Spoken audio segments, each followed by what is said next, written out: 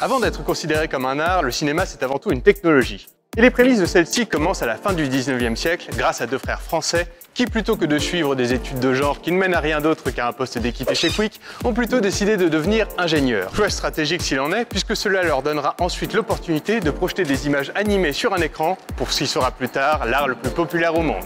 Chacun fait ce qu'il veut de son potentiel.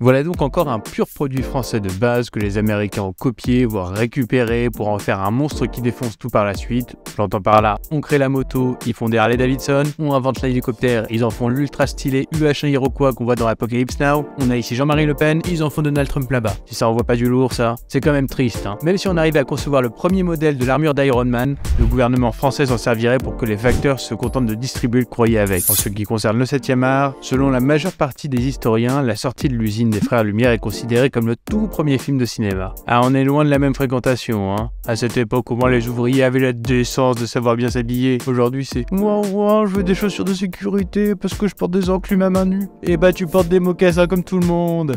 Ah. Suite à la sortie d'usine, beaucoup de petits films se sont mis à être produits et à rencontrer de successifs succès. C'est le cas de L'arroseur arrosé qui depuis est devenu une expression désignant quelqu'un qui prend une décision qui se retourne contre lui, un peu comme quand Asia Argento, alias la belle fille idéale, milite bruyamment contre le harcèlement sexuel pour qu'on découvre plus tard qu'elle-même fait du détournement mineur. Bien avant cette triste époque où règne la vulgarité et l'hystérie saupoudrée de moraline, en 1895, le court-métrage L'arrivée d'un train en gare de La Ciotat provoqua selon les journalistes de l'époque, crainte, terreur et même panique de la part des spectateurs qui, en voyant cette locomotive leur foncer dessus, évacuèrent la salle. Bon. Faut comprendre aussi que beaucoup considéraient alors que le procédé du cinéma était le même que celui des ombres chinoises. Alors aujourd'hui, les écervelés adorent se rassurer en décontextualisant les moments donnés de l'histoire en se disant « Ah si, c'était trop des bouffons au Moyen-Âge, ouais !» Avant de reprendre la lecture d'un faiseur relatant en écriture inclusive les vacances de Jérém Star à Saint-Tropez.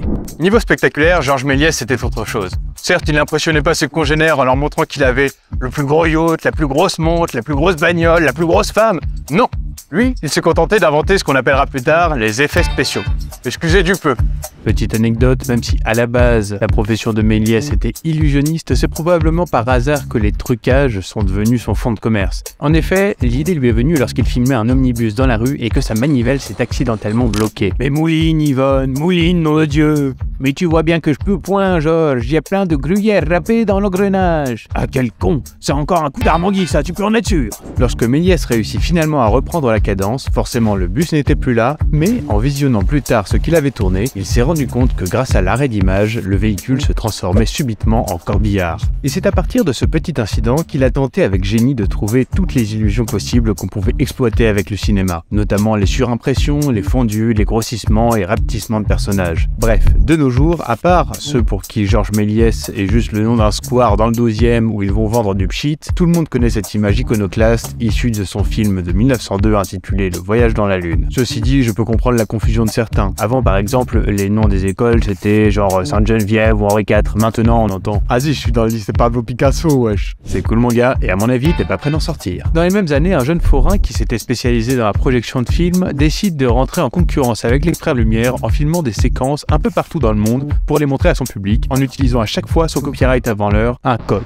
présent sur chaque plan et qui deviendra plus tard l'emblème de sa compagnie. Le succès est immédiat et il décide du coup de prendre son frère, qui n'avait rien demandé, comme associé afin de donner à la société le même côté entreprise familiale que son concurrent. Grâce à ces différents personnages, ce qui n'était à l'origine qu'une simple prouesse technique est vite devenu un moyen de raconter des histoires, un média.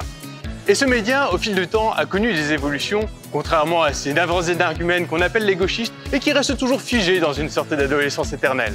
On verra ça au prochain épisode. En attendant, n'oublie pas de dislike parce que tu t'es déjà laissé tenter par un bulletin LFI. C'était Pierre Carré. Ciao ciao.